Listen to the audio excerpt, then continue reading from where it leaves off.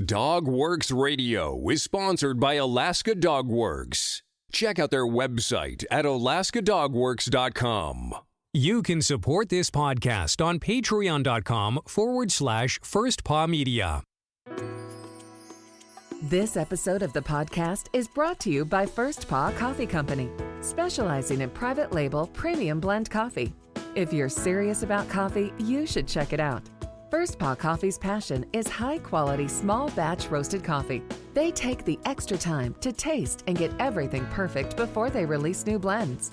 They aim to bring you a cup of happiness each time you pour yourself some coffee. Find out more at ak.dog/free and enter for a chance to win some First Paw Coffee prizes, a book from our collection, and tote bag. One winner will be selected at random each month. That's ak.dog/free. From First Paw Media, sponsored by First Paw Coffee Company, this is the Dog Driver Show.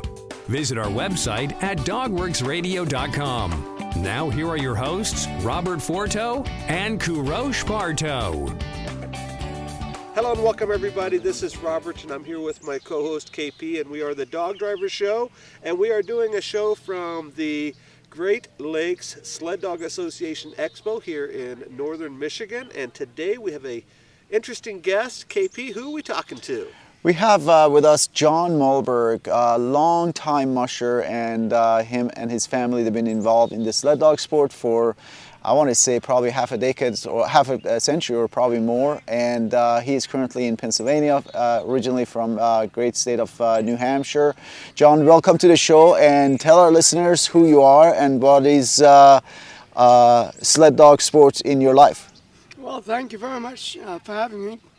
My name is Johnn Molburg. I started in this sport with my family in 1957. We entered our first race with a St. Bernard in what was called the Kid and Mutt Derby, which is a quarter of a mile race being held in conjunction with the Laconia World Championships. And how old were you when you were doing this, the first race in 1957? I was 6 years old when I started my first race. I ran my first open class race at 12. Incredible! That is incredible. Tell us about. Tell us more. Tell us more. I want to hear more about what you've done. Well, very good. Like I say, my dad had this Saint Bernard, which was his fur trapping dog. He would pull the beaver out of the woods and so forth. And one day he decided he'd heard about this race, and Saint Bernard was already pulling an old LL Bean sled, so they decided they'd go down and enter the dog into the race. The race was a 1.25 mile oval track, and my dad wasn't sure the dog would do it, so he put my sister on the sled, sent the dog out. The dog did an excellent job. Halfway around, he knew the dog was going to do it, so he turned the dog around and sent him back home.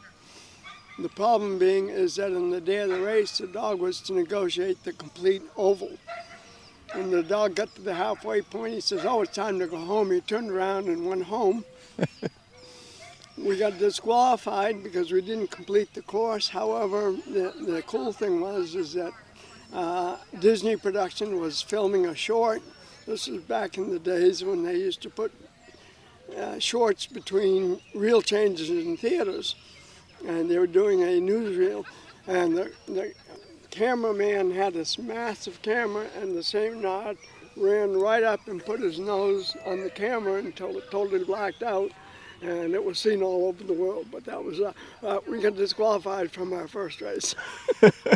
And from there to running open class when you were 12, how did all of that evolve to go from St. Bernard to run an open class team? Well, first of all, back in the 60s and so forth, you basically had two choices. You either ran open class or you ran 5-dog class. There were no limited classes, and there was juniors, but adults either ran 5-dog class or they ran open. And we had started getting more and more Siberian Huskies at the time. We bought out a kennel of Siberians from Pennsylvania, and so it was just a natural progression. We actually were fielding at that time 2 open teams out of our kennel. My sister always had the first team because she was the elder sibling, and I usually be in the second team and so forth. But And how difficult was to control an open class team of, I don't know, 12, 14 dogs when you were 12 only? well, hopefully if you're doing a lot of well training, it is not too bad. I tell everybody there's no such thing as controlling an open team. I mean, if they don't do what you tell them to do, your choice is either to go with them or bail. And and we're running Siberians. They weren't as fast or as strong as the dogs today. And I had a real pretty little team. How did it go from there to now? And so how did it evolve? Obviously, now you're talking about in the 60s where you're running a Siberian open class team, and how did you evolve in the sport after that? I'm fortunate. We've probably driven almost every kind of sled dog in the world at one time or another. In order to help fund the kennel and so forth, we started doing tours or sled rides at ski areas and so forth. So we went out and we purchased a bunch of Canadian Eskimo dogs because they were bigger and stronger and more fit for that type of work and so forth. And then in the early 60s, Doc Lombard, Keith Breyer, and Charlie Belford were basically the big three from New England who would go to Alaska to race. And after the big 3 races in Alaska, they would run these village races. And while they were in the village races, they would accumulate a number of dogs that the villagers decided, ought to go south because they weren't good enough for them. And so they would bring these dogs back, and pretty soon they started selling off again what they wanted. So it was a cut. My first Alaskan I actually bought when I was 10 years old. I was working for Gene Breyer, and I bought this dog at an auction for $63.50. That was our first Alaskan. That's a lot of money back then, right? Well, especially for me, because I was working for Gene Breyer, and she was paying me 25 cents an hour. So It's like a year worth of salary. And but it was a wonderful dog.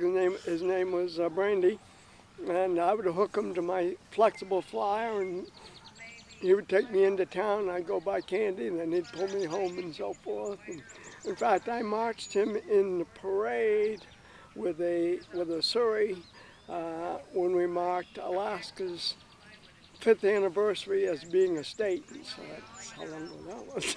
That's a while ago. That's history. It is. And from there then you continued your open class racing, and I believe that you had some hounds also at some points, Well, right? Yeah, my dad's kennel that we had. We got into hounds first by buying a litter of half Irish setter and black and tan coonhound pups. We bought 9 pups from a fellow in Quebec, and that was our incursion into hounds. We started crossing them with the Huskies and so forth, and by 1980 we had those crosses down to about an 8th hound, and at which point we won back-to-back world championships at Laconia with that group of dogs and so forth. So that was our first to work with hounds. And what about later in the 90s? How did you evolve your dog team? I actually took a few years off. I was fairly competitive, and I knew I was never going to get, quote, the first team, because my sister was always there and so forth. So I went to college, and when I got out of college,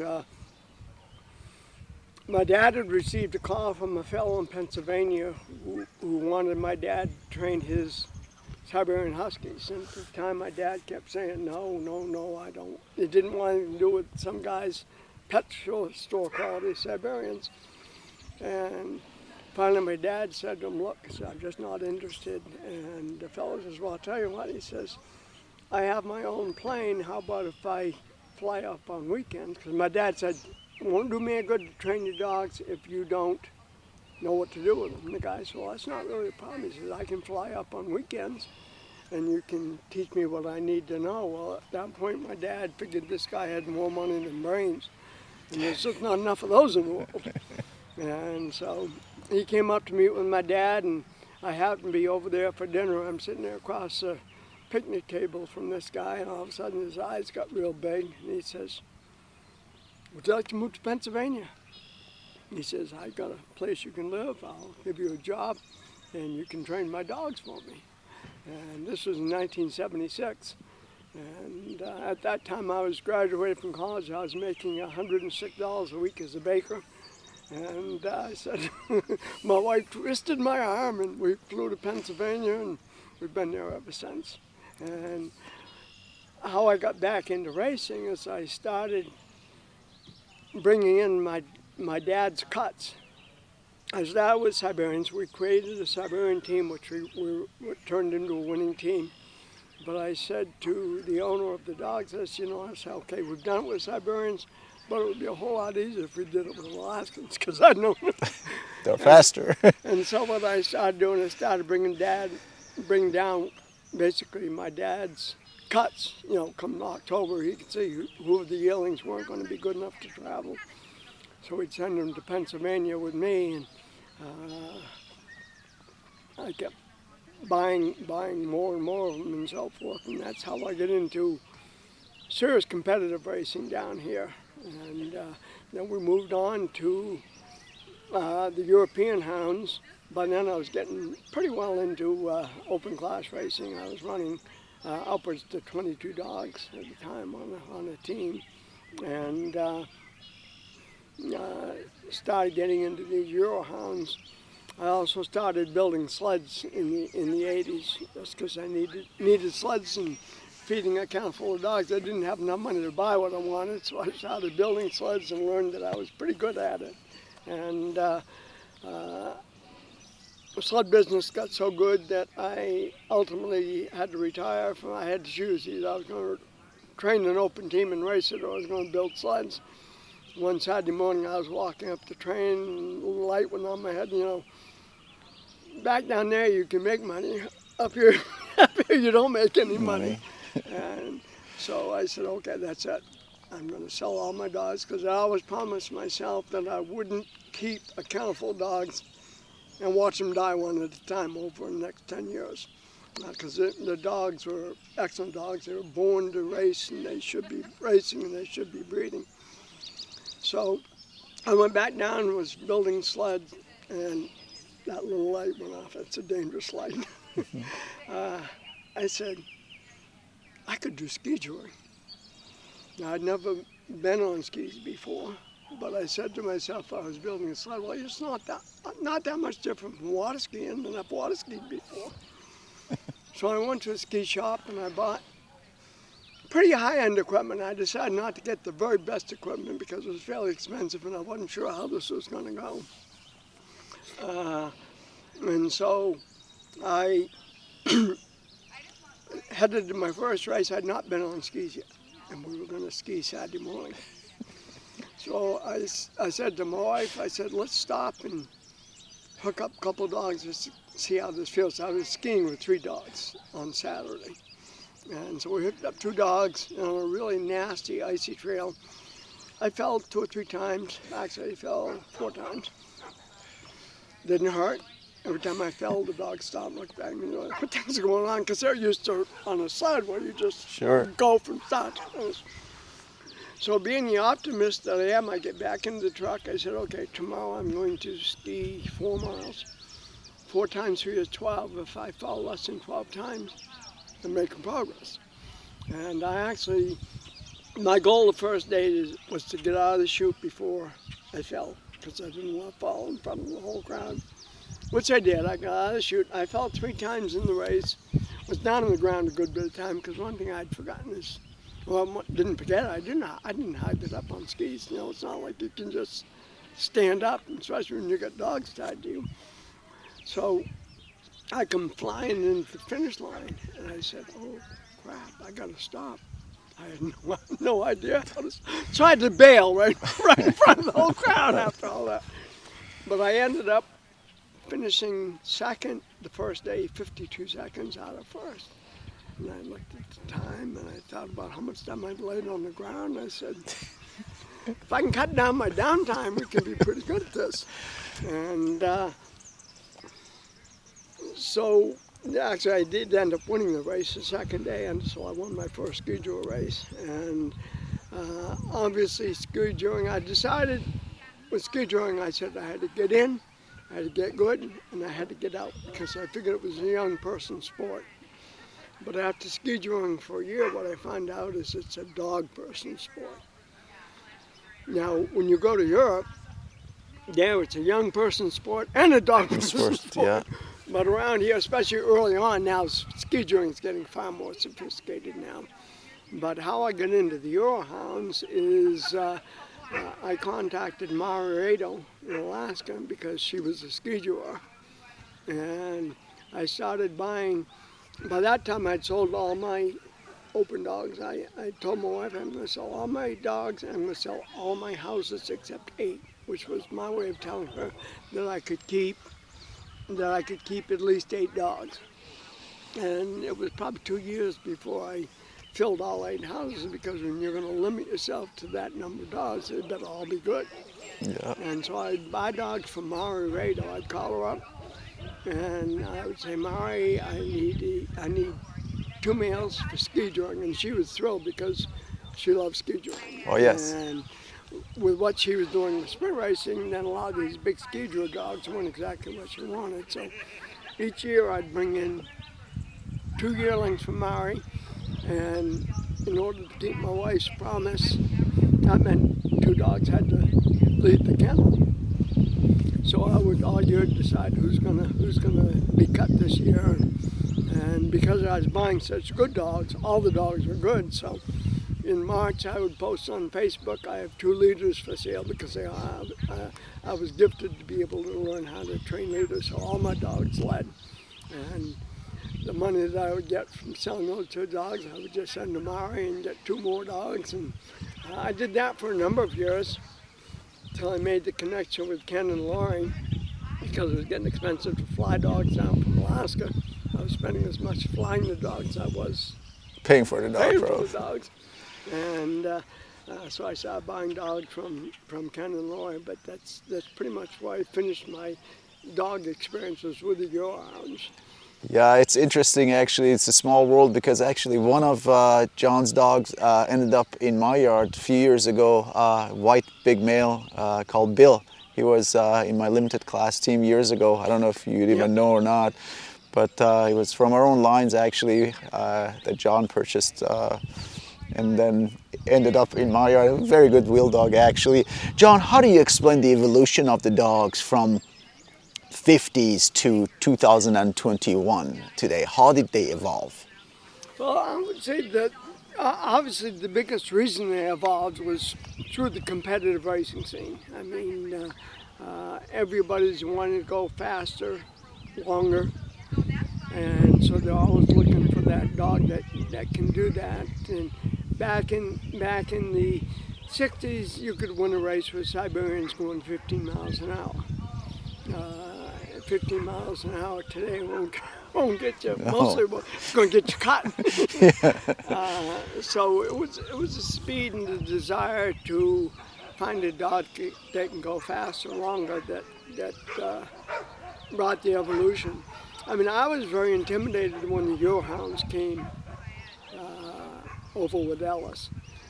Because for years, they didn't get down to the low 48. We just heard about these crazy hounds that were running in Alaska. And of course, Ego was running virtually every race that he was entering back in those days.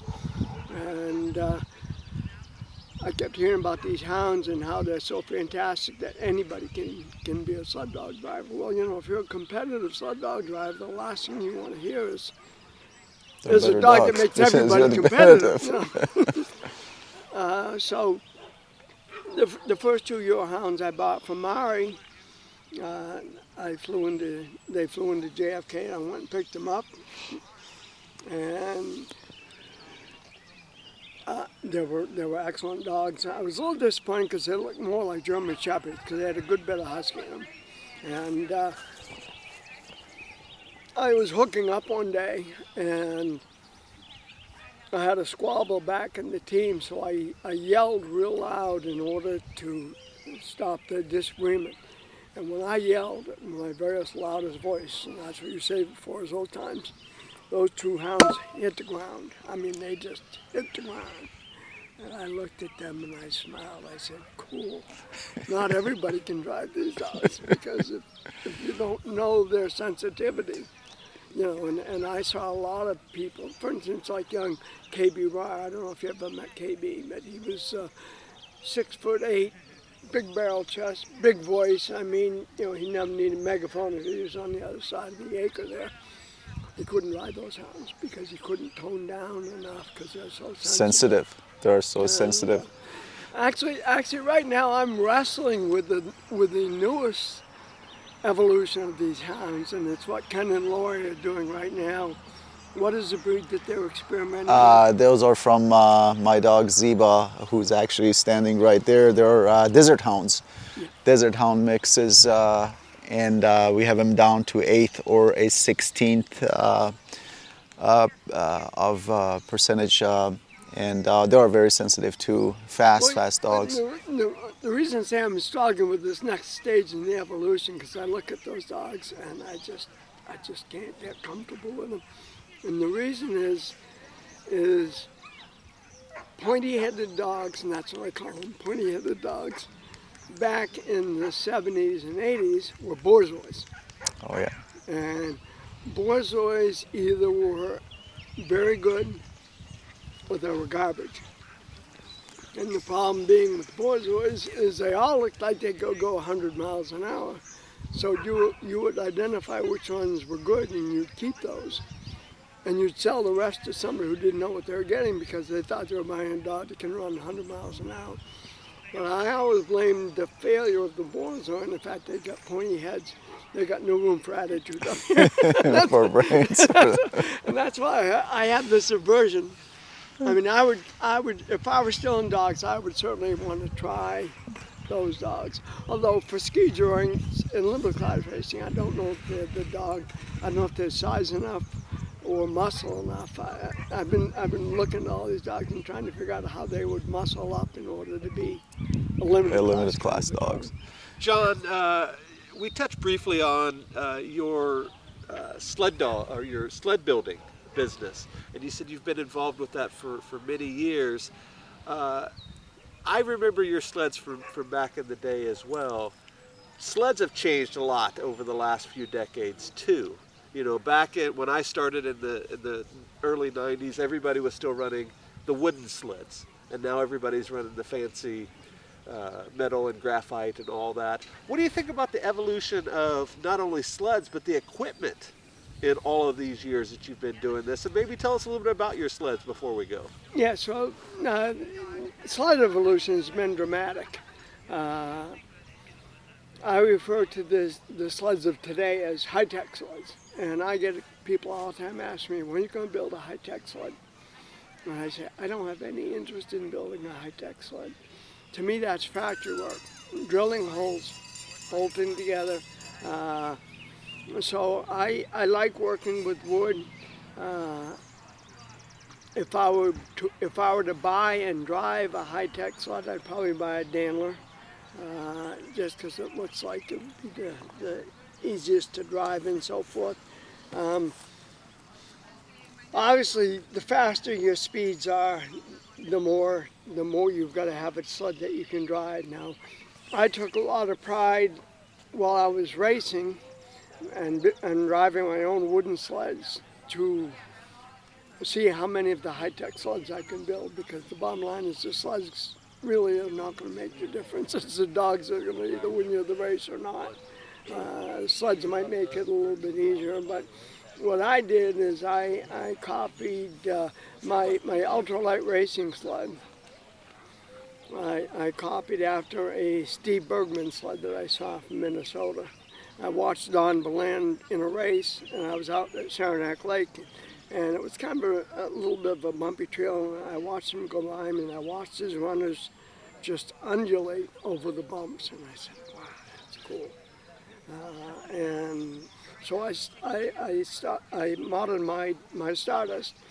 My Stardust, the last sled I weighed in Stardust line, fully assembled but not with the options on it, 12.5 pounds. Wow. That's light. That's light. And I used to race 22 dogs on that sled. Wow. I actually built it with the intention of it being a race sled only because when you're working with wood, the only way to make it lighter is to take wood out of it. You know, and of course you take wood out of it, you're going to make it more fragile. But once I drove that sled, the very first time I raced that sled was actually the World Championships in Lake Placid. We were racing on the cross-country ski trails at Lake Placid, which are trails that weren't made to be running dogs on, but they were able to bring the race there. And my sister, who was a serious ski racer, had skied the trail the week before, and she said, "You're going to get killed out there." So I said, "Well, tell me how I should take these turns." She says, "Well, when you go into the turns, you got to go in high and come down because all the snow on the low side is going to be gone because of this people skidding around." So with this starter sled I have, it is so flexible I can put it anywhere on the trail just by flicking my wrists. And so I'm out on that trail with 16 dogs I think I had, and I'm driving it like a NASCAR track. I mean, I'm high banking it all the way around, and it was just a wonderful. And I never got out the sled. I used it in training. I used it forever from that point on. But sled evolution has been one thing. Harness evolution. Harness evolution has mostly been dictated by the type of dogs that they're using. And I'm not sure. Are you going to need to make any harness changes for these new hounds?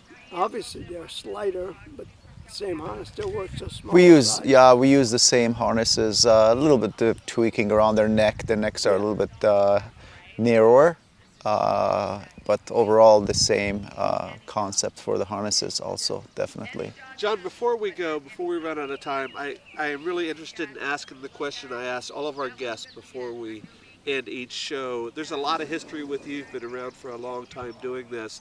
If a person comes up to you today, and this is a perfect spot to do it here at this conference, and they're just getting involved in the sport, what would be one piece of advice that you think that they should know? Just one piece. Be patient and careful where you get your dogs. There's an awful lot of good dogs out there, but there's an awful lot of dogs.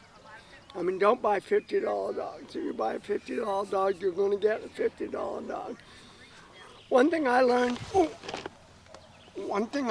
when I went from open class racing to limited class racing is, well, first of all, the most expensive way to get dogs is to breed puppies, because you're going to have to keep that litter of pups till they're 18 months old for the most part, because if you sell them as youngsters, say I'm going to keep half of them, and you sell half of them, you don't know which half you just sold.